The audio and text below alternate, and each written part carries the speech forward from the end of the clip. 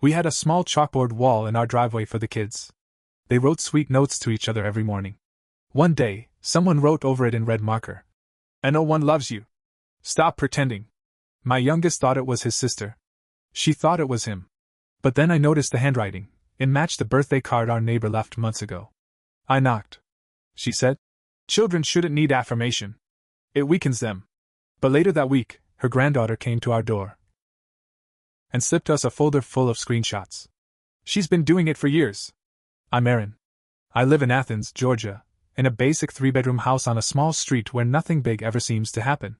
My husband Jake and I moved here a few years ago with our 2 kids. Sophie is 11 and Nathan is 8. We chose this neighborhood because it was quiet, friendly, and close to the schools. It felt safe. A few months after we moved in, we painted a section of the wall beside our driveway with chalkboard paint. Just something fun for the kids. Sophie liked art, Nathan liked copying her, and it gave them something to look forward to every morning. It turned into this sweet tradition. They'd leave messages for each other before school. Things like, "I love you, Nathan," or, "You're going to rock that spelling test, Sophie." Sometimes I added a doodle or a quote. Jake wrote jokes now and then. The board became part of our family routine. It was small, but it mattered to us. Then one day, everything changed. It was a Wednesday morning. I was packing lunch when I heard yelling outside. "Why would you do that?" Sophie screamed. I dropped the peanut butter jar and ran out the front door. She was standing by the chalk wall with her fists clenched. Nathan looked pale and confused, like he didn't know what hit him. Then I saw the message. "And no one loves you. Stop pretending." Written in red permanent marker. All caps. Big letters. It hit me in the chest. I felt sick. Sophie thought Nathan had done it. Nathan swore he didn't. They both looked hurt and confused. I told them to go inside. I just stood there staring at the words. Jake came out and tried to scrub it off, but it was no use. That wall was ruined. Over the next few days, the tension in the house got worse. The kids avoided each other. They stopped writing notes. They barely talked. The light was gone. And I couldn't shake the feeling that something was really wrong. That's when I remembered something. The handwriting looked familiar. I've always been picky about fonts and writing styles, comes with being a copy editor. There was something about the way the letters curled, the sharp angle of the P in pretending. It reminded me of something. I dug through our drawer in the hallway where we keep cards and notes. Birthdays, thank yous, that kind of thing. I found a birthday card from our neighbor, Marlene. She left it in our mailbox the first year we moved in. I held it up next to the photo I took of the chalkboard message. It matched. I showed Jake. He didn't want to believe it. Marlene? That old lady with the rose bushes? Why would she write something like that? I didn't have an answer. But my gut was screaming. Marlene was the type to wave, but never smile. Always wearing those stiff gardening gloves, pruning her rose bushes like they were her personal enemies. I'd seen her glare at our kids more than once, especially when they were laughing too loud. But still, writing something that cruel? I needed to know. That weekend, I walked over and knocked on her door. She opened it halfway. Just enough to show her sharp eyes and wrinkled forehead. "Can I help you?" she said flat. I showed her the picture of the chalkboard. "Did you write this?" She didn't flinch. She looked at the photo, then at me. And she said, "Children shouldn't need affirmation. It weakens them."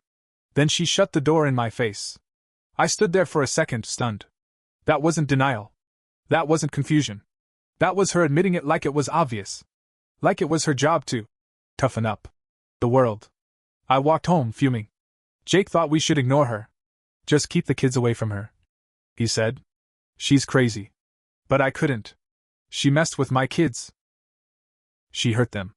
And now, every time they walked past that board, they saw those words and remembered that pain. But the real twist didn't come from Marlene. It came from her granddaughter. 3 days later, around 6 p.m., someone knocked on our door.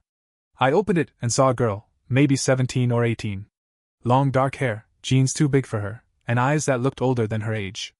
"I'm Kayla," she said. "Marlene's my grandmother." I just stared.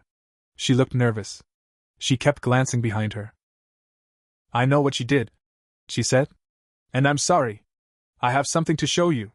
She handed me a folder. It was thick. I opened it at the kitchen table while Jake stood behind me. Inside were printouts of screenshots. Dozens of them. Photos of chalk messages defaced with nasty comments. Facebook posts and next-door rants, pages full of angry, bitter words from fake profiles. Some of them we recognized from our neighborhood group. All of them hateful. All of them signed with different names but written in the exact same style. She's been doing this for years, Kayla said. In every neighborhood. She moves every few years and starts again. She says she's saving kids from false praise. But she's just cruel. Jake sat down. He looked like he was in shock. Kayla wasn't done. She didn't know I found her stash, she said. I'd been staying with her because my mom kicked her out. I planted a camera outside her garage. She talks to herself. Records everything. Thinks she's on some mission. She pulled a USB drive out of her pocket. This has the videos. And more screenshots. I don't know what you're planning to do, but I couldn't stay quiet anymore. I didn't know what to say. My throat was dry. My hands shook. We thanked her. We watched the videos. It was her voice. Clear as day. Rambling, bitter monologues about weak children and soft parents. Her walking past our wall late at night with a marker in hand. Laughing to herself. I couldn't believe it. I felt sick. Angry. Violated. I wanted her to pay. But I wasn't going to go to the police. Not yet. Not with something so small, not with how slow they move. And even if they believed us, what then? A warning? A fine? No. This had to hit where it hurt. She wanted to control the message? Fine. I'd give her one. I didn't sleep that night. Jake wanted to let it go. She's a bitter old woman. This stuff will catch up with her. But it already had caught up, with us. With our kids. I couldn't forget the way Sophie looked at Nathan. Like she didn't trust him anymore. I couldn't forget the quiet dinners. The way the house felt heavy with confusion. And Kayla? She was risking a lot. Living under that woman's roof and sneaking out folders of evidence. So I made a plan. First, I printed out every screenshot. I made extra copies. I even blew up some of the worst messages, made them huge. I added timestamps, locations, usernames. I highlighted the ones that clearly matched the writing style on our wall. Then I got our neighborhood Facebook group involved. I posted a photo of the red writing on our chalk wall with the caption. Someone wrote this on our kids' wall. It broke their hearts. We found out it wasn't a kid. It was an adult. A neighbor. Then I posted screenshots. The fake profiles. The cruel comments. I didn't name Marlene directly, but I didn't have to. People caught on fast. Comments started rolling in. Wait, I got a message like that last year when I posted about my son's birthday. She told my daughter to stop acting like a princess when she was playing in our driveway. I knew it. I caught her staring at my chalk drawing last summer and muttering to herself. By the next morning, the post had over 300 comments. And that was just the start. I printed out a big board, one of those foam poster ones. I glued on the screenshots, the handwriting comparisons, a short note about what happened. I titled it, "Do you know who's talking to your kids?" Then, early Saturday morning, I set it up at the edge of my driveway. Right where Marlene could see it. I sat next to it in a lawn chair with a thermos of coffee and a stack of flyers. And I waited. Neighbors stopped by. Asked questions. I told the truth. I never raised my voice. I never cursed. I let the evidence speak.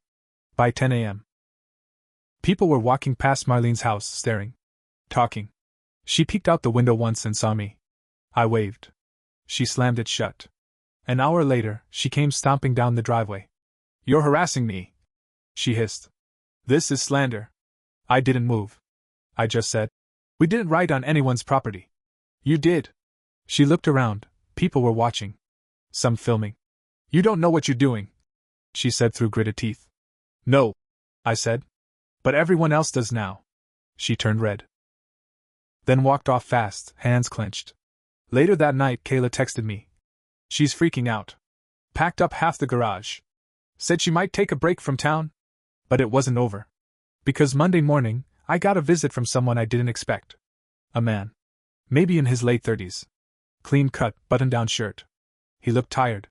He stood on our porch holding a binder. "I'm Joel. Marlene's son." I didn't know what to say. He opened the binder and showed me pages of letters. Some from doctors. Some from teachers. All talking about inappropriate discipline, or emotional cruelty. "She did this to me growing up," he said. "Then my daughter. I tried to get her help, but she refused. When I told her to stay away, she found other families. He looked me in the eye. I'll help you make this stop. Whatever it takes. Joel came in and sat at our kitchen table like he'd been there before. He looked around slowly. At the photos on the fridge, the kids' drawings, the half-finished puzzle by the window. She hates warmth, he said. Even stuff like that reminds her what she doesn't have. Jake sat across from him, silent. I poured coffee. I didn't know what to say, so I just waited.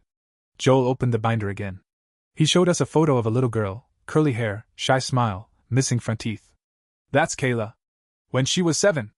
My mom told her she was annoying, dramatic, spoiled, every day. Just like she did to me. I asked, why hasn't anyone stopped her before? He rubbed his face. She knows how to stay just on the edge.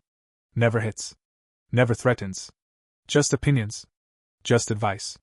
She changes names online. She moves every time things get close. Leaves no trail. Until now. Joel had a plan of his own. He had a friend at DFCS, Department of Family and Children's Services. Said if we gave them the folder Kayla had, and the USB, they could open a case. Not against Marlene for abuse. She was too old for that system, but to protect Kayla. To get her out of that house. She's still a minor, he said. If I show what mom's doing, I can fight for custody. Bring Kayla to live with me. Jake leaned forward. And then what about your mom? Joel gave a thin, tired smile. Then I'd bury her. I knew what he meant. Not literally. He meant her image. Her safety net. Her fake sweetness to the neighbors. We'd already cracked it. Now we'd burn it down. We handed him the evidence that night. All of it. The folder, the drive, the printed screenshots. Joel promised to make calls first thing in the morning. But Marlene must have felt it coming. Because the next morning, our chalkboard wall had a new message. Truth is a lie. Your house is weak. Written in the same red marker. Only this time, there was a small bundle of black string tied to the drainpipe beneath it. Inside was a crushed bird's egg. I called Kayla. She hadn't seen Marlene all morning. I called Joel. No answer. By the time I checked the security camera feed, it was too late. Marlene had left at 3:42 a.m., wearing gloves and carrying 2 bags. She walked past our house, looked up at the camera, and smiled. Just smiled. She was gone. But she didn't stay gone.